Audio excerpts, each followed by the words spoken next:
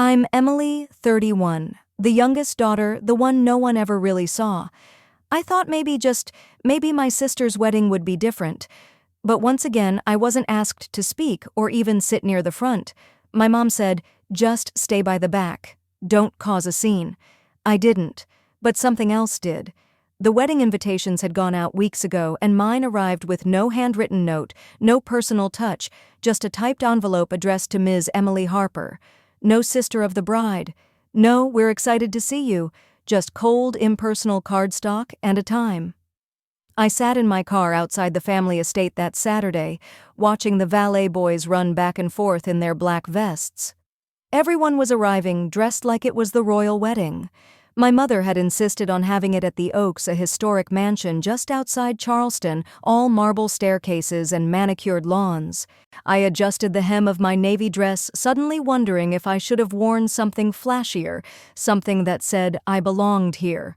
Inside, the reception space buzzed with laughter, champagne glasses clinking, cameras flashing. I stepped in, smiled at the coordinator at the door, and immediately felt the drop in air pressure. No one turned, no one waved.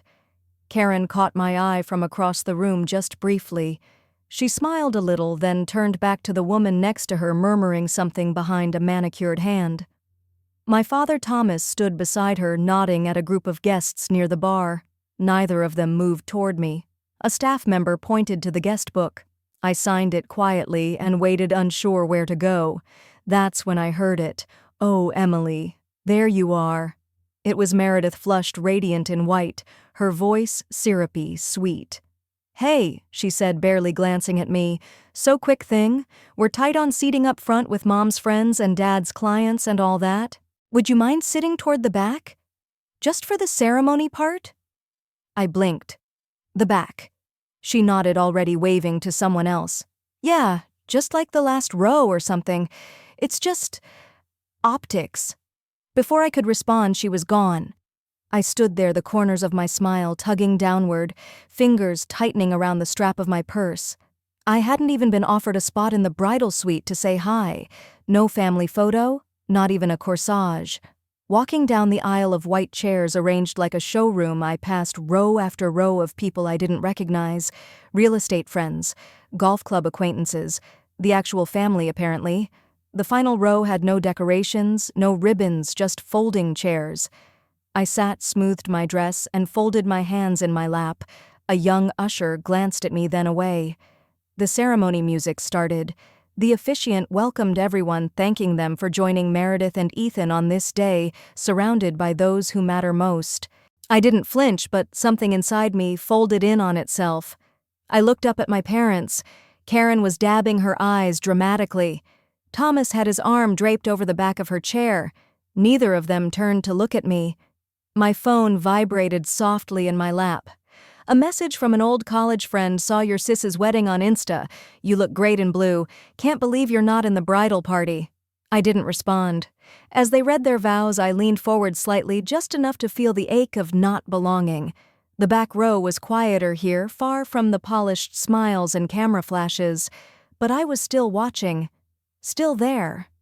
After the ceremony, as guests began migrating toward the reception hall for cocktails and photos, I slipped into the restroom. I wasn't crying, just needed a minute. The lights above the mirror were harsh, making my under-eye circles look deeper than they were. I ran a hand through my hair and reminded myself, "You showed up. That's enough." Outside, servers passed trays of shrimp and champagne. A saxophone player noodled smooth jazz on a small platform by the fountain. Meredith was in the center of it all, glowing in lace and satin, greeting guests like she was royalty. I lingered near a potted plant by the side, close enough to see but not be seen. Karen passed by with 2 glasses of wine. She handed one to my father and looked over her shoulder. Eyes scanned past, right over me. Not a flicker of hesitation. It was like I'd blended into the wallpaper. Uncle Ray arrived a few minutes later, tall, gray-haired, always carrying the smell of leather and aftershave. He spotted me almost instantly, his eyes narrowing as he walked over. "I was wondering if you'd come," he said, voice warm but low. "Didn't really feel like I was invited." I half smiled. He shook his head. "Figures. Your mother always did care more about appearances than people. That got a real smile from me, short-lived but genuine. I'm glad you came anyway, he added.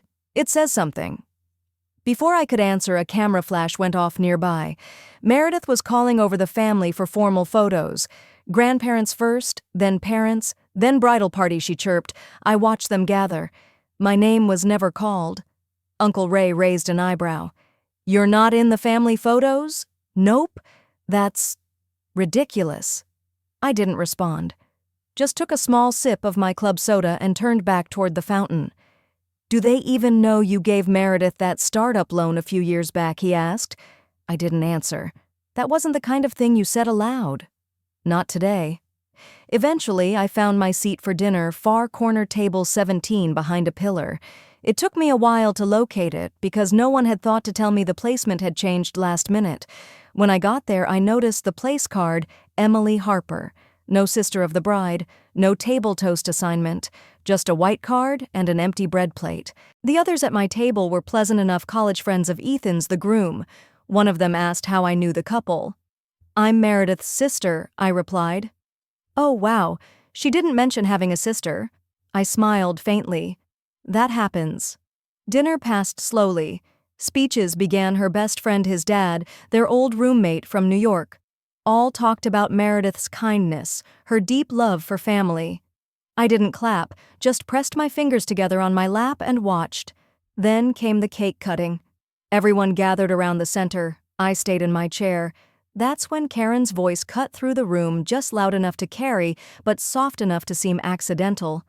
Well, at least Emily didn't wear black this time. A few heads turned. One woman at the table next to mine let out a nervous laugh. Someone else whispered, "Who's Emily?" I didn't move. I didn't let my face twitch. But Uncle Ray, 2 tables down, met my eyes. Just briefly. And I knew he'd heard it too. He gave a small shake of his head. Disappointed. Protective. I took a slow breath and unfolded my napkin. If they wanted me to fade quietly into the corner, they were going to get something else. Not tonight. I stood slowly adjusting the hem of my dress. It wasn't black, but apparently it wasn't the right color either. I didn't let the remark live rent-free in my mind. I folded my napkin, set it gently on the untouched dessert plate, and stepped away from table 17. No one noticed. Or maybe they did and chose not to. The ballroom lighting dimmed for the first dance. Meredith and Ethan took the floor, their foreheads touching, swaying to a soft piano melody. Phones were up recording. Karen dabbed her eyes with a tissue as if she were watching a royal coronation. I stayed at the back next to a tall ficus plant perfectly positioned near the exit sign. I was both there and not there, a shadow at the edge of a spotlight. Across the room, Uncle Ray caught my eye again. This time, he didn't nod or frown. He just looked still, like he was waiting. I knew the moment was approaching. The MC's voice came through the mic. Now a quick thank you to everyone who made this day possible, especially our generous family and friends who supported Meredith and Ethan through their journey. You know who you are. The crowd clapped. Meredith smiled and raised her glass. We're so grateful. Truly, every single person in this room matters to us. My hands stayed folded. The gift table was positioned near the head table, overflowing with cards and packages wrapped in blush and gold, but one envelope was missing mine. I hadn't placed it yet. I walked toward it, calm, steady. From my clutch, I pulled the white envelope with the $5,000 check inside, money I had no obligation to give, but did anyway. Or almost did. As I reached the table, Karen noticed. She leaned toward Meredith, whispering something. Meredith turned slightly but didn't look directly at me. I stood in front of the table. Then I pulled the check out, held it briefly between my fingers, and tore it once. Not dramatically, just a quiet, clean rip. I folded the torn halves and tucked them into my clutch. Then from the inner pocket I pulled out a single dollar bill and placed it gently in a new envelope. No one stopped me. I turned around, walked past the dance floor. Karen's smile faltered. I didn't say a word. Just as I reached the exit, I heard heels clicking fast against the floor. Emily Meredith's voice finally called my name, not in joy or affection, but panic. "Emily, wait. What are you doing?" I paused at the door but didn't turn around. Let her walk across the room. Let everyone see who was chasing whom now. The morning of the wedding had started like a scene from a movie I wasn't cast in. I arrived at the family house early, thinking maybe, just maybe, I'd be welcomed into the bustle of last-minute prep laughter in the kitchen, hair curlers, coffee mugs half full. Instead, I walked into silence. The front door was open, but the only sound was the quiet hum of someone vacuuming upstairs. Karen saw me first. She blinked, then said, "Oh, you're here early. Meredith's in the sunroom, but don't get in her way, she's overwhelmed." I nodded. There was no offer for coffee, no hug, not even a mention of where I could sit. I left my coat hanging over my arm. In the sunroom, Meredith was surrounded by her bridesmaids, matching robes, mimosas, in hand-glittering smiles. I hovered near the doorway, watching as she laughed at something someone whispered in her ear. No one acknowledged me. One of the bridesmaids glanced over and asked, "Do you work for the planner?" I blinked, then softly said, "No. I'm Emily." Meredith turned halfway, brows raised like she hadn't expected me. "Oh, right. Mom said you might come by. Could you actually grab more ice from the garage fridge? We're running low." There was no sarcasm, just casual dismissal. I said nothing, just nodded and walked toward the garage. The fridge was full of beer and a tray of shrimp cocktail. The bag of ice was heavy, and I carried it in my arms like something sacred. When I returned, no one was waiting. I left it by the bar cart and slipped out.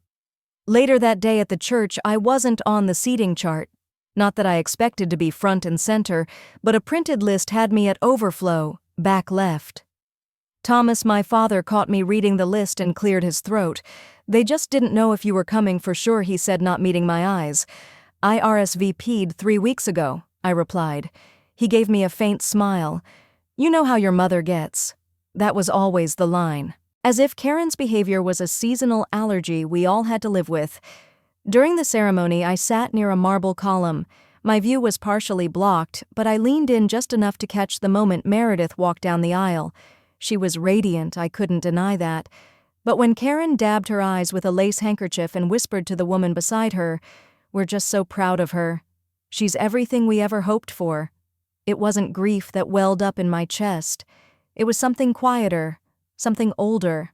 Not sadness, not jealousy. It was the familiar ache of not being chosen. The reception that followed was hosted at a grand old hotel downtown, elegant chandeliers, soft piano music, gold-rimmed glasses.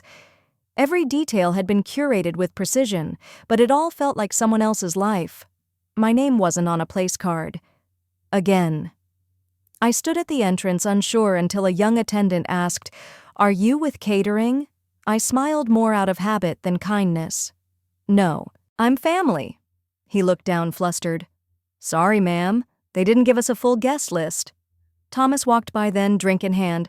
"Emily, don't make a scene. Just find a spot. Anywhere's fine." So I did. I found the table near the kitchen doors behind a half pillar. Table 17. One seat had a small rip in the cushion. The menu cards were missing from this table. The flower centerpiece was wilted. Still, I sat. Karen gave a toast. Her voice was steady, proud. She shared stories of Meredith's childhood, her dedication, her beauty, her brilliance. The whole room laughed and clapped. No one mentioned me. And yet I stayed, silent, watching.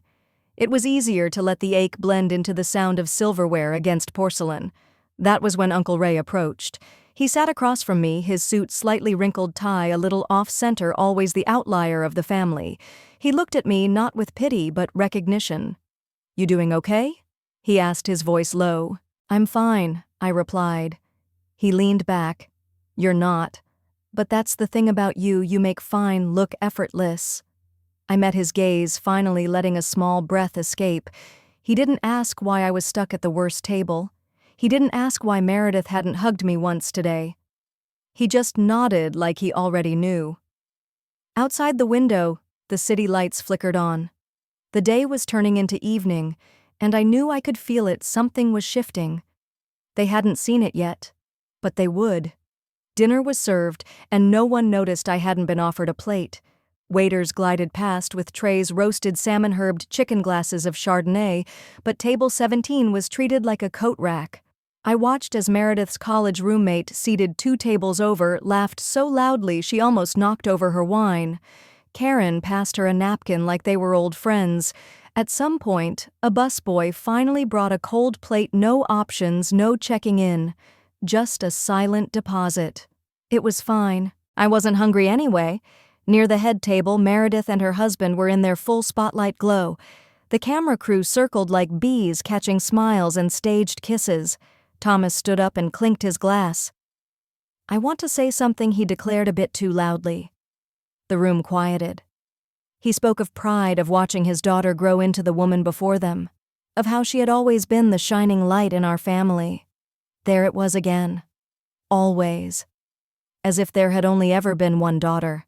I caught Karen watching me from the corner of her eye just to see if I'd react. I didn't. The applause after Thomas's speech was long, almost theatrical.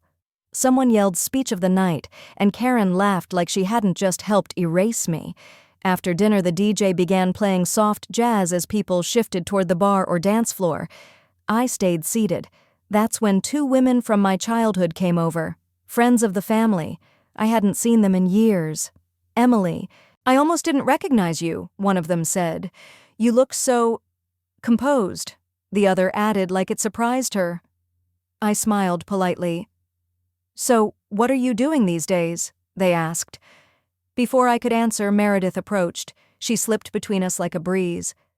"Emily's just doing her thing," she said lightly. "She likes to keep to herself." The women nodded with a half smile. "Of course. So independent." Meredith squeezed my arm. "Glad you could make it, though." And then she was gone. It wasn't what she said, it was how she said it, as if I was a family friend who had wandered in someone who didn't quite belong but showed up anyway. It was happening in layers now, each interaction chipping away at something invisible. Later, the photographer was gathering people for family portraits. I stood nearby, waiting to be called. Names echoed through the ballroom: cousins, uncles, in-laws. When it was time for immediate family, I watched Karen motion toward Thomas, then Meredith and her new husband. Then she turned away. They didn't call my name. Uncle Ray stood near the bar, watching it unfold. Our eyes met. He didn't move, but he raised his glass in a slow, silent toast. I didn't return it. I walked to the restroom instead. There I found a moment to breathe. In the mirror, I didn't look angry or broken, just still. The kind of still that comes before something shifts. I adjusted my necklace, a quiet movement, but it felt like armor. When I returned to the ballroom, they were setting up the siblings' dance. It hadn't been on the program. A surprise, they said. Meredith stood in the center, laughing with 2 of our cousins. The DJ announced the dance, and suddenly I wasn't just not included, I was publicly excluded.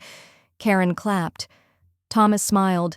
No one looked my way, except Uncle Ray. He walked over.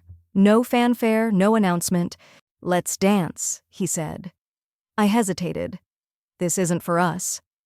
"Exactly," he said. "That's why it matters."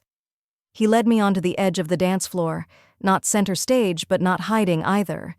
As the music played, we danced slowly, no conversation, just presence. People noticed. They didn't say anything, but I could feel it, eyes shifting, heads turning slightly. Meredith paused, mid-laugh. Karen blinked. And still, we danced. It wasn't a scene. It wasn't a protest. It was acknowledgement. A quiet one, but in that room, in that moment, it was louder than anything, and I didn't need to say a word. The music changed. Something upbeat this time. People began clapping in rhythm. The DJ's voice came over the speakers again, this time announcing the bouquet toss. Meredith giggled into the mic and called for all the single ladies to gather. I stayed near the back behind a pillar. No one asked me to join. No one looked for me. But I saw Karen whispering something to the DJ right before Meredith took her place with the bouquet. Then he said it right into the mic: "Let's keep it classy, no elbows, no tackles, and yes, that includes sisters who like to disappear." Laughter rolled across the room like a low wave. I froze. It was subtle. cloaked as humor, but I knew exactly who that was for. So did everyone else. I didn't flinch, I didn't move. But Uncle Ray? He stood. His chair scraped the floor loud in the lull after the joke. He didn't say anything, just stood still for a moment long enough for the DJ to feel it. The next song started awkwardly, a beat too loud. Later, during dessert, I was handed the wrong plate again. My name wasn't even on the seating chart, someone whispered. I was just the extra. I reached for a glass of water and heard two cousins whisper behind me, "Isn't she the one who left law school? I think she works from home now." Like a side business. Meredith said she never really bounced back after everything. I didn't turn. I just stood, gently tucked my napkin under my plate and walked away. Not out the door. Not yet. To the hallway. To the place just outside the ballroom where the gift table stood, surrounded by tulle and handwritten notes. I spotted the envelope I had placed there that morning. Cream-colored, elegant. My handwriting across the front. I reached out and picked it up. Unsealed it. Inside was a check. $7,000. I replaced it with a single dollar bill from my clutch. Just one. Then I took out the pen I always carried and wrote a line on the envelope. No flourish, no name. Just one sentence. You made your choice. So did I. I turned and walked back into the ballroom. Uncle Ray saw the envelope in my hand. His brow lifted slightly, but he said nothing. Karen stood with Thomas near the bar. Meredith was nowhere in sight. I approached Karen. She noticed me too late to mask her surprise. "Everything okay?" she asked, voice dipped in pretend concern. I held out the envelope. "Thought I'd deliver this personally." She took it, confused, still smiling. I didn't explain. I didn't need to. I stepped back, looked around the room one last time. Then I left. The hallway outside was quiet. Still. The kind of quiet that comes not from emptiness but from clarity. Behind me, I heard the envelope tear open. Then silence. And then a chair toppled over. Voices rising. A glass broke. Someone said my name. I kept walking. Not fast, not angry, just steady. And then I heard it. Emily Meredith's voice, sharp and frantic, cutting through the hallway like a wire. I didn't stop, but I heard the panic. "Wait, Emily, wait." The doors burst open behind me. I glanced back. She was standing there, bouquet in one hand, envelope in the other, her mouth slightly open. Her guests had gathered behind her, murmuring. Then she saw me watching, and everything in her expression froze. I gave her a small nod. Not of apology, not of defiance, just closure. Then I turned the corner. The last sound I heard before the elevator doors closed behind me was silence. A silence that said, they finally noticed I was gone. The elevator hummed as it descended, the soft, flickering light overhead, casting a golden hue on my reflection in the mirrored walls. I stared at myself, same dress, same heels, same quiet girl they thought they could dismiss. But something had shifted. Not outside, inside. When I stepped into the lobby, the late afternoon sun poured in through the tall glass windows. I didn't rush. I walked past the front desk, past the fountain in the courtyard to the bench near the valet stand. I sat down and breathed. 5 minutes later, the doors burst open behind me. Footsteps fast, unsure.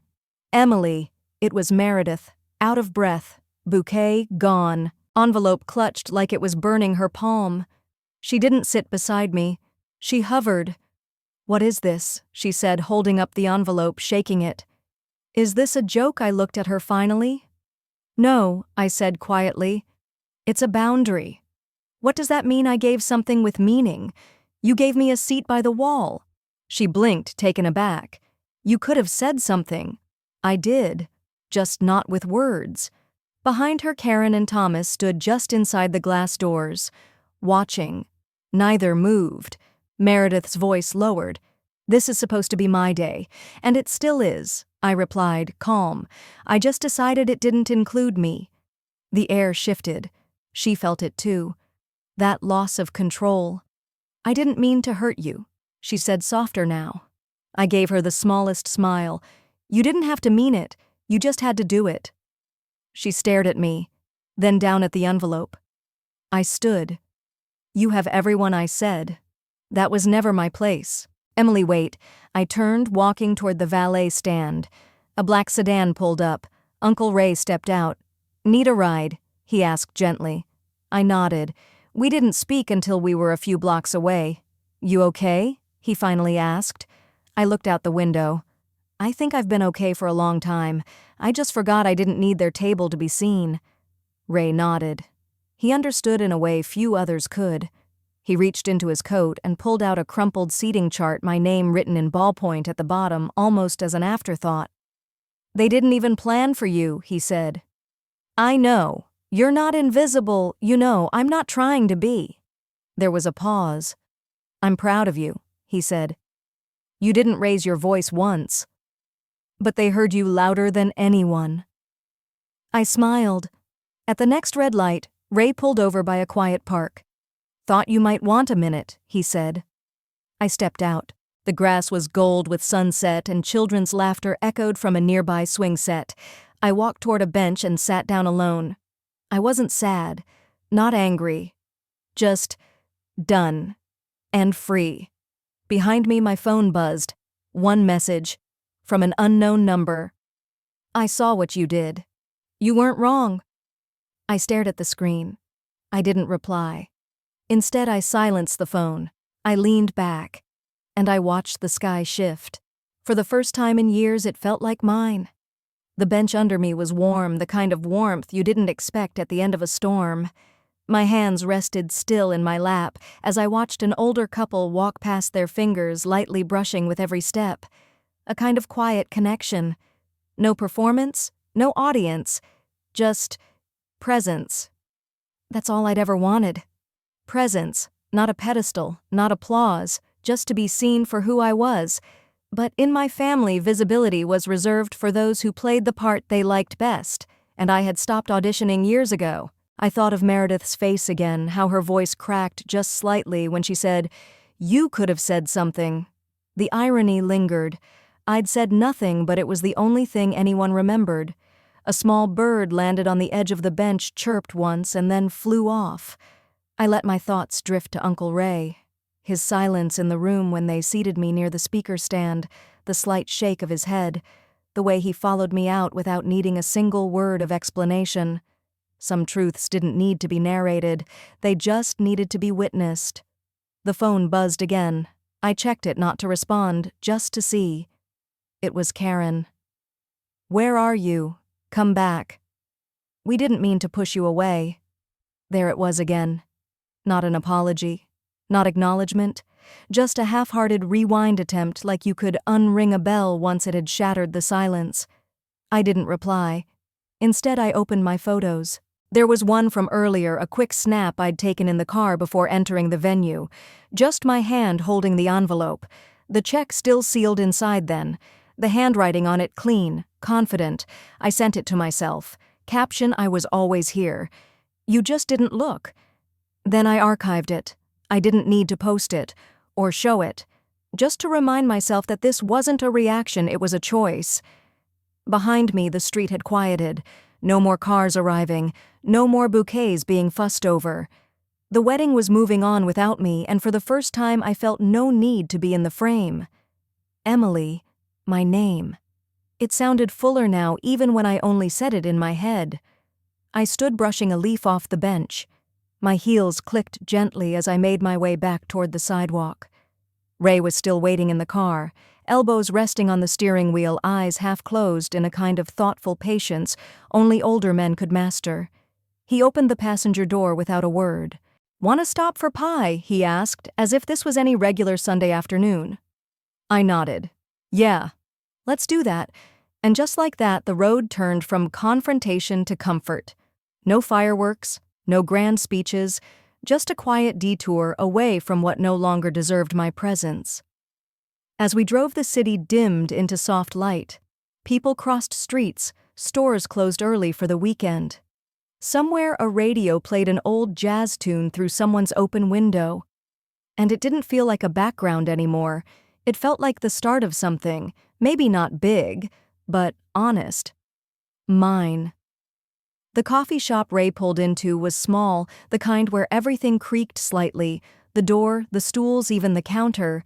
It smelled of burnt espresso and lemon pie. The place wasn't full, just a few people with books or laptops, and an older woman counting change for a tea refill. Familiar, unpretentious, a different kind of ceremony. Ray ordered for both of us 2 slices of lemon, 1 hot chocolate, 1 black coffee. No room. He'd always remembered how I liked my drink, even when the others didn't. As I stirred the whipped cream into my cocoa, I noticed my phone lighting up again. This time it was a picture. Meredith and her husband standing in front of the wedding arch. She looked beautiful. But there was something behind her smile. Something faintly unsettled. The text came right after. Just 3 words. Wish you stayed. But she didn't say I'm sorry. Didn't say I was wrong. Didn't say you mattered. Ray noticed me reading and said nothing. He never asked me to forgive or explain. He just let me sit with the truth however long I needed. I watched a family enter, a dad with 2 boys and a mother in a navy dress holding a baby. They squeezed into a booth laughing about something too small for anyone else to understand. And just like that, the weight in my chest didn't press as hard. Ray raised his cup toward me, not as a toast, just an offering of presents. I mirrored the motion. It wasn't a grand finale. There were no violins, no dramatic storm breaking over the horizon. But there was clarity. Not every story ends with a crowd turning in awe. Some just end with you finally choosing yourself over the people who never did. We left after an hour.